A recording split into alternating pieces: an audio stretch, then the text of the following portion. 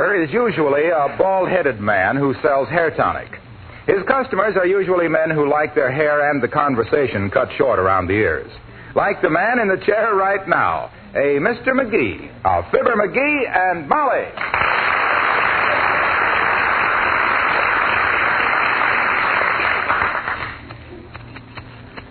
So I'm writing President Roosevelt a letter, see? And in it I'm saying to him, Dear Mr. President, look, kid, I got great ideas. Yeah, now, look, Nick, you told me how... Then in my own handwriting, which I am dictating to my wife because I don't write so somebody can read it, including me, I'm going on to say, look, I say, the Army is needing plenty ladies for nursing, is not? Yeah, but... So, also we got 1,000 guys who are too small on the eyesight for the draft, or maybe they got 7 toes on 1 foot or something. So, I'm saying, why not take the rejectees and make them into guys for giving sick people the pills? Yeah, but if you don't mind, Nick, Of course, so far up to now, President Roosevelt, he don't sending me the answer. Yeah. Which is all right. He's just as busy as me, I guess.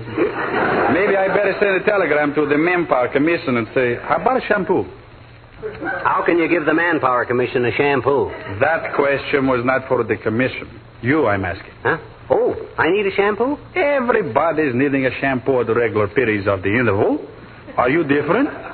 No, I guess not, Nick. Go ahead.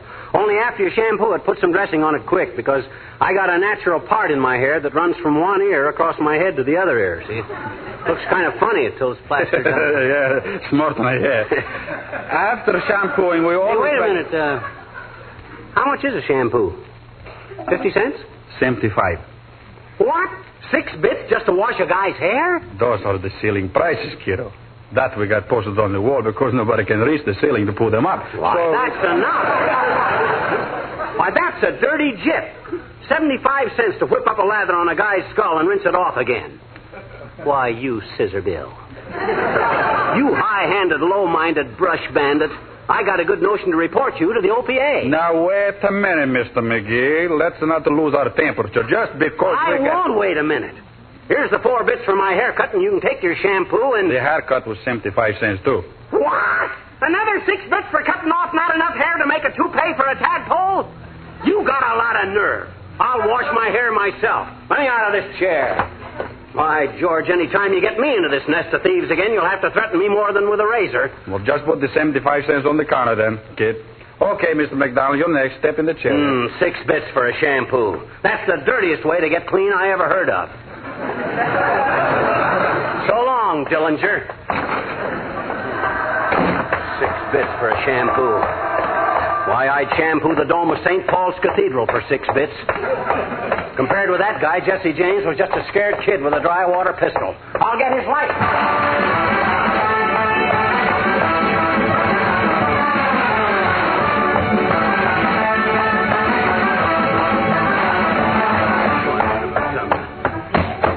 $6 for a simple little shampoo. My gosh, I used to get my car washed for 80 cents. You must think I'm some kind of a yokel to sit still for a kind of a deal. All right, dearie, all right. Relax. You're home now, safe with Mother. Hey, Molly, you know what that Nick the barber tried to do? That ham-handed scout gardener tried He tried to charge you 75 cents for a shampoo. Yeah. And you stormed out of the shop and you're going to shampoo it yourself. Yeah, 75 cents for... Hey, how'd you know? Well, the barber just called up. I lit the hot water heater right away so the water would be hot and you could shampoo your own hair. Oh, so he called up, did he? What did he want? He wants his apron back. Well, he... Huh? Here, let me unpin it for you. Oh, my gosh. There. Boy, oh, boy, oh, boy. No wonder everybody looked at me so funny. Why, you look like a flat-chested Mother Hubbard, dearie. I'll have Beulah drop this bib off at the barber shop on her way home. Now sit down and relax. Gee, boy, am I embarrassed. Wearing that big apron all the way home. You must have really been angry, huh? Angry? One more word out of him and I'd have shoved his barber pole down his noisy old throat. Oh, dear. 6 bits for a shampoo. Why, that's outrageous. I don't think that's so unreasonable. Oh. I always pay $1.50 myself. Though it's worth it not to have to sit there and hear the patriots talk about how much revenue the government is losing by closing the racetracks. Well, my gosh, Hello, Mrs. McGee. Hello, Mr. McGee. Hello, Alice. Hi, Alice. You've been out in the wind, Mr. McGee? Your face is awfully red. Well, he had a little argument with the barber, Alice. He came home hotter than a depot stove. Well, my gosh, 6 bits for a shampoo at that barber shop. Don't you think that's ridiculous, Alice? 75 cents? Yeah. Oh, it certainly is, Mr. McGee. They can't make any money at those prices. I don't know, Alice, why he doesn't wash his hair when he takes his shower anyway.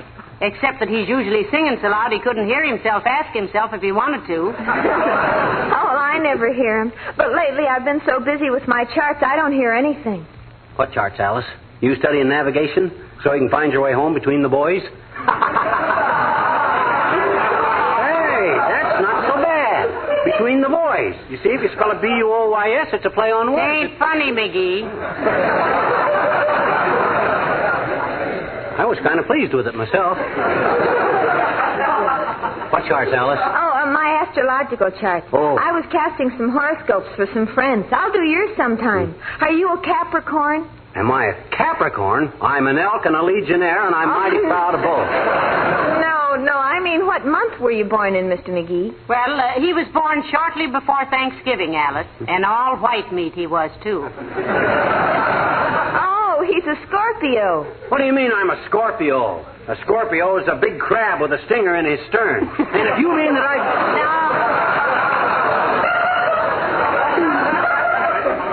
No, McGee. Scorpio is merely the sign under which you were born. I was not born under a sign.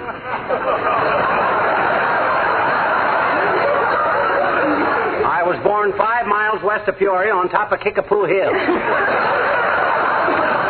Oh, no, Mr. McGee. Now, look, there are 12 different signs of the zodiac, see? Is that so? Yes, and everybody is born under the influence of certain stars and planets, depending on what time of the year you were born. I think McGee was born during an eclipse of the moon, Alice.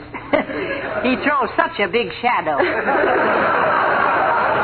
Oh, no fooling, Mr. McGee. It's very interesting. I've started to study astrology. For instance, your horoscope for January warns that people born under this sign must not let themselves be imposed upon financially. Aha! You see, Molly, that barber was trying to impose on a Scorpio financially. I knew all of it. Is Scorpio a good sign, Alice? Oh, Creeper's one of the best, Mr. McGee. It is? Yes, but you must do as your horoscope says if you want to be happy. Yeah? You must control your temper, make allowances for other people, and follow through on any projects you have started. Like washing your hair. Oh, is he going to wash his hair? I just washed mine. That's why I'm wearing this towel around my head. Oh, my gosh, is that a towel? I was just about to tell you I thought that was the best-looking hat I ever saw you wear. How long ago did you wash your hair, Alice? Oh, I just finished. I'd have taken a bath, too, but the hot water is all gone. What? The water I was planning to use for my shampoo? Now, just a darn minute, Alice. What's the idea? Scorpio? Control your temper. Make allowances. Yeah, I'm sorry, Mr. McGee. Oh, forget it, kid. It's okay. Far be it from me to stand between you and glamour. Use all the water you want. However, if she don't want her pretty little neck wrung, she better light that water heater before I count to 10. 1, 2, 3. I'm going.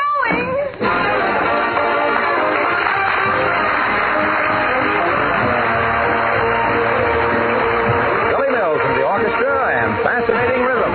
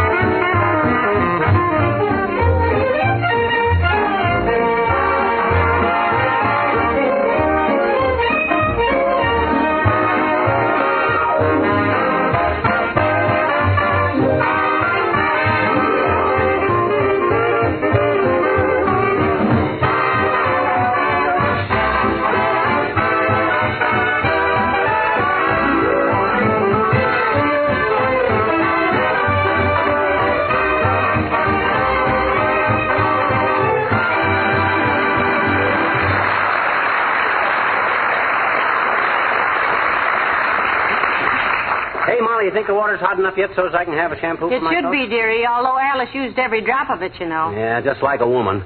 With 3 of them in the house, a man hasn't got a chance. Oh, now listen. Men are just as bad. Huh? When Uncle Dennis was staying here, he was always taking a shower. Oh, I didn't begrudge him, though.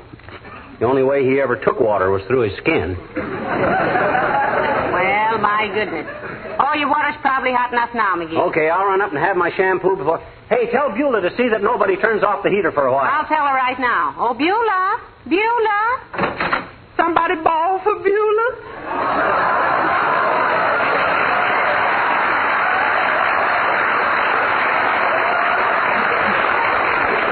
I'm going to shampoo my hair, Beulah.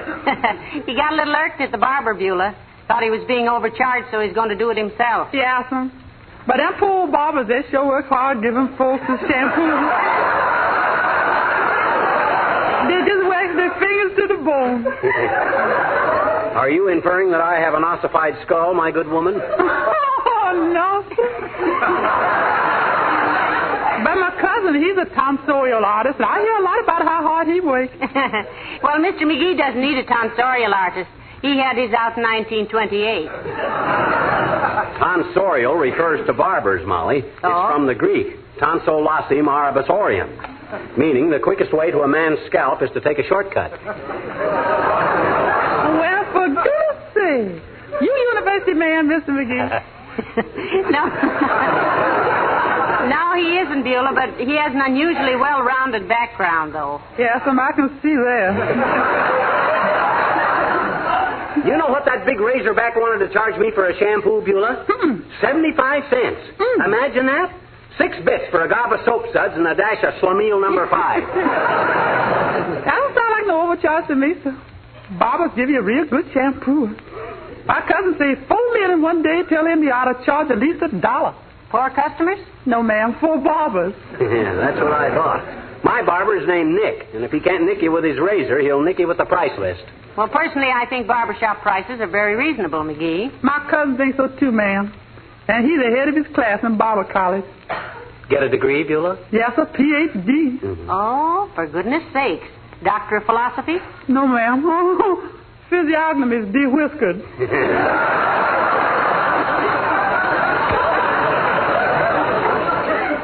Well, this isn't getting my curly locks beautified. See that nobody turns the heater off for a while, will you, Beulah? You want me to light it for you, sir? Oh, it is lit, Beulah. No, it ain't, ma'am. Excuse me. What do you mean? What? Well, I see the tank was full of hot water a little while ago, folks, so I embraces the opportunity to wrench out some window curtains. Oh. You mean it isn't hot now, Beulah? Right now, sir, it's as cold as a walrus's knees. Well, light the heater again, Beulah, if Mr. McGee still wants the shampoo. You're doggone right I still want a shampoo. Though I don't know why I need any hot water. The number of times I've been in a lather today, I ought to be as pure as a bookstore in Boston. He ought to be as pure as a bookstore.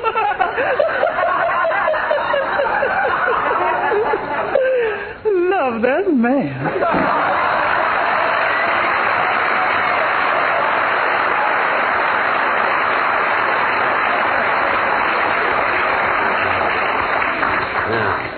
This is a fine state of how do you do. How do you do? Fine. How are all the... Look, now, this is no joking matter, Molly. Gee whiz, a man can't get enough warm water in his own house to steam a monocle. If I ever build another house, I'll build it in Hot Springs, Arkansas. Well, the barber's probably just as perturbed as you are, McGee. He thinks you stole his apron. Well, it takes a thief to catch a thief. I'll tell him when he can get it back. And he should live so long. Hand me the phone. Certainly, Scorpio. Here you are, and wear it in good health. Thanks. Hello, operator. Give me Nick's Barbershop at 14th and... Okay, Mert, how's yourself? Oh, dear. Tis, eh? What's say, Mert? Your brother. Dropped 1,500 feet out of a what? Heavenly days, McGee. Was he killed? No, just amused. He's a movie operator. Dropped 1,500 feet out of Gone with the Wind and nobody even noticed it. What's say, Mert? Okay, I'll call later.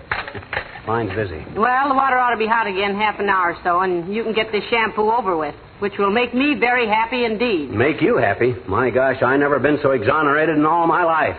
Everybody stealing my hot You water. don't mean exonerated, you mean exasperated. Go on. Exasperated is when your time is up. Like when the time limit on a contract has exasperated. Nah, that's expiration. I thought expiration was when a guy put on a pair of fur pants and went looking for the South Pole or something. Oh, you're thinking of exploration. Well, then what does exonerated mean? Exonerated is when you have been found not guilty of something. Well, who's been guilty of snitching all my hot water? Me? No, sir. Everybody else in the house has been the one. Oh, hello, Mr. Wilcox. Oh, Molly. Hiya, pal. What are you scowling at? I'm living in a nest of water pirates, Junior. You'd think this was the Mojave Desert, the way everybody steals water. Well, somebody explained the situation to me. I came in late. Well, he thought 75 cents was too much to pay the barber for a shampoo, Mr. Wilcox, so he came home to do it himself, and every time he gets a tank full of hot water, somebody uses it. Yeah, the way people glom onto it around here, you'd think it was the dew off the last rose of summer. Hey, look, pal, you're getting very irritable lately. Huh? Last week you were raving and ranting because nobody trusted your hand-picked mushrooms. Now you're sourpussing around because you have to wait for a shampoo. What's the matter with you? Well, gee whiz. McGee, Mr. Wilcox is right. Your temper is getting as ragged as a $2 retread. I can't help it. It's hereditary. If you think I'm nervous and irritable, you should have known my great-great-grandfather. Ooh, was he irritable? Why? Well, he was just impatient. Couldn't wait for letters to be delivered and answered. Couldn't wait for anything. Kept saying, why don't somebody invent the telephone? What's everybody waiting for? What's that guy Bell doing anyway? Why don't he get with it? They say Grandpa was a terror. Well, that bad temper should have smoothed out in 3 generations, pal. What if you do have to wait a few minutes for some hot water? What's 20 minutes or less in a lifetime? Tell him what can happen in 20 minutes or less, Mr. Wilcox. Oh, you don't have to tell me. Why, in 20 minutes or less, pal, a Johnson's glow-coated linoleum dries to a perfect protective finish. Yeah. Restores new life and luster to the faded and worn surface. You gave him that opening, Molly. Whose side are you on, anyway? Say, listen, sweetheart, we're all on the same side. Aren't you happy with our product? Well, no, not too happy. It don't spell anything backwards.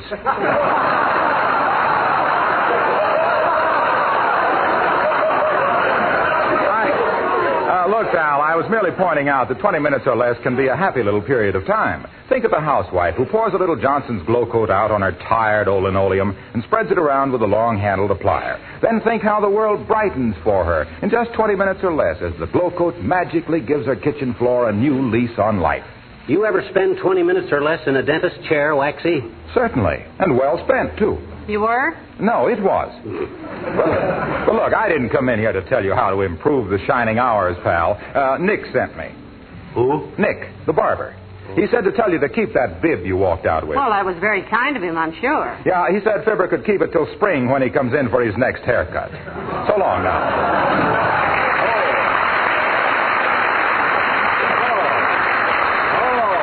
So he said that, did he? If he didn't give the best haircut in town, I'd never darken his hand towels again. Bye, George. Hey, you think the water's hot again, Molly? Well, it should be, dearie. And this time I don't think anybody will cheat you out of it. Well, they better not. The first mug, male or female, that lays a hand on a hot water faucet in this joint is going to get the... Come in. Oh, hello, Dr. Gamble. Hello, Molly. Hello, Mushmouth. Hi, Doctor. Hey, you look kind of bushed. What you been doing? Treating the centipede for fallen arches? Oh, same old routine. Get to bed at 3 a.m., phone rings at 4:15. 5:30, a new little taxpayer starts squawking as loud as a full-grown one. At 7, I'm back in bed. At 9, I'm back at the hospital trying to be patient with patients who are trying my patience. Well, you certainly look like you could use a good night's sleep, Doctor. I wish my father and mother had been grizzly bears so I could sleep till about April.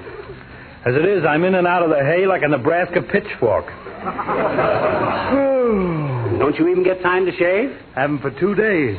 Just stopped in here because my car broke down the next block. Take 'em half an hour to fix it. You know what? What, Doctor? I'd give my right eye, that's the one with the evil leer in it, for a hot shower and the use of McGee's no doubt dull razor. Got any hot water in the house? Why, hot water? Yeah, hot water. You know, that stuff you toss a bone in to make soup. Why, certainly, Doctor. As a matter of fact, we just heated a tank full. Yeah, you see... I see you are two lovely, charming people. Mm-hmm. And now, if you'll excuse me, I shall run upstairs and swab the frame. If you hear a rusty clatter, pay no attention. It'll be my pores opening. Well, say it, McGee. Yeah, and go back to vaudeville.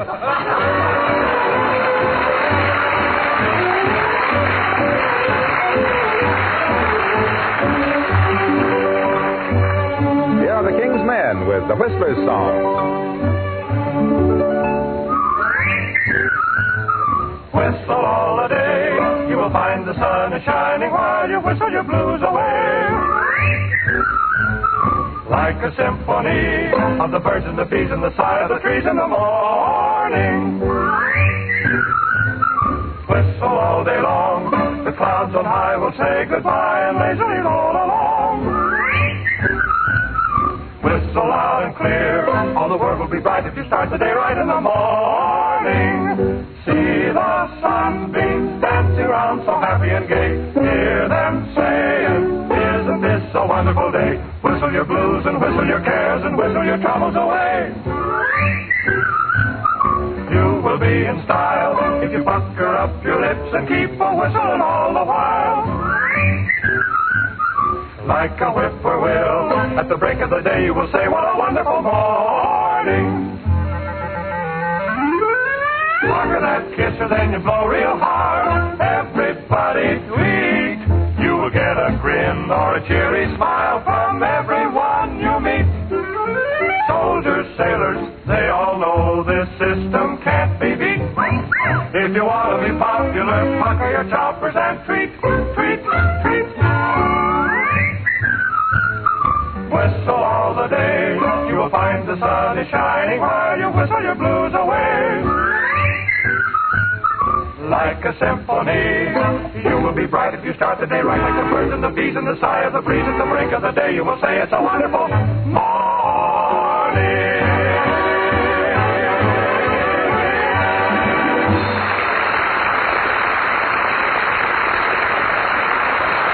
I've been standing in the shower for almost half an hour. The door fetch me in.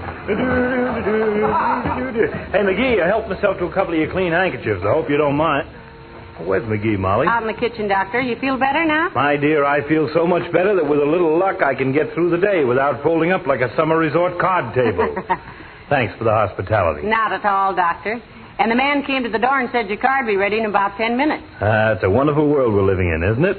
As I told one of my patients who had sat on a darning needle, why worry? Everything comes out all right in the end. What's McGee doing? Well, he's just sitting there with his shotgun across his knees. A shotgun across his knee? Yes. What's the idea? Going to flush a covey of quail out of the icebox? No, he's just making sure that, well, it's a long story, Doctor. And if it's about your husband, I'd like to hear it.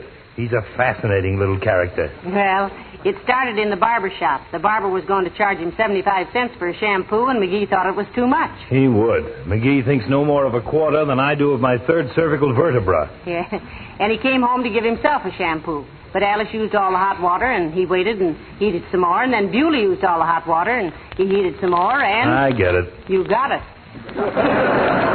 Well, my epidermis is more important than his scalp, if only because there's more of it. But what's this about the shotgun? Well, after you took your bath, he lighted the heater again. Now he's sitting there guarding it with his shotgun. He says anybody who steals this batch of hot water is going to be so full of lead, you could use them to write a letter to your Aunt Minnie. Well, I haven't got an Aunt Minnie, but my sister Gertrude would be happy to get a postcard. Tell McGee I'm very sorry that... No, I'll tell him myself. Where's the kitchen? Through this door? No, please don't. What's the matter? That's the hall closet. Oh, I see what you mean. Yeah, sure. Will you excuse me while I smoke a hot water pipe of peace with your bitter half? Well, I'll do better than that, Doctor. I'll come with you. Right this way. You know, it really has been exasperating for him, Doctor. And you know how he is when he sets his mind on doing something. I do indeed. He follows through like a broken garter. Shall we knock? Pray do. Who is it? Your best friend and severest critic. Or, reading from left to right, Your wife and your physician. Okay, come in. Oh, hi, Doc. Feel better? Infinitely. I'm sorry I used your hot water, my boy. In extenuation, I can only plead my ignorance of the situation. I told him how many times you'd lost the hot water, dearie. No, that's okay, Doc. But believe me, I'm making sure of this tank full.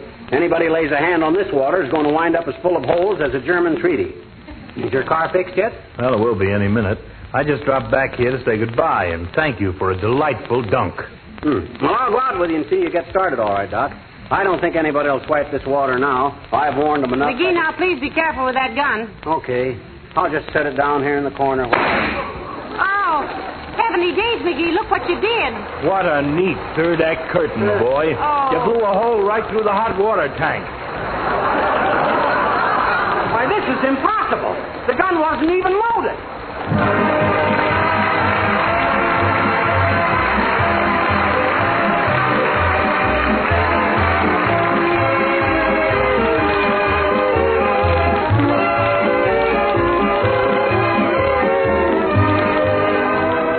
Maybe I should read you another short paragraph. My, your hair certainly looks nice since you had your shampoo, McGee. Yeah, it sure does, doesn't it? And we're sorry we had to make you keep your barber shop open after hours, Mr. Nick. Forget it, sweet sis. I couldn't lock the door till I got out of here anyway. Good night. Good night. Good night, all.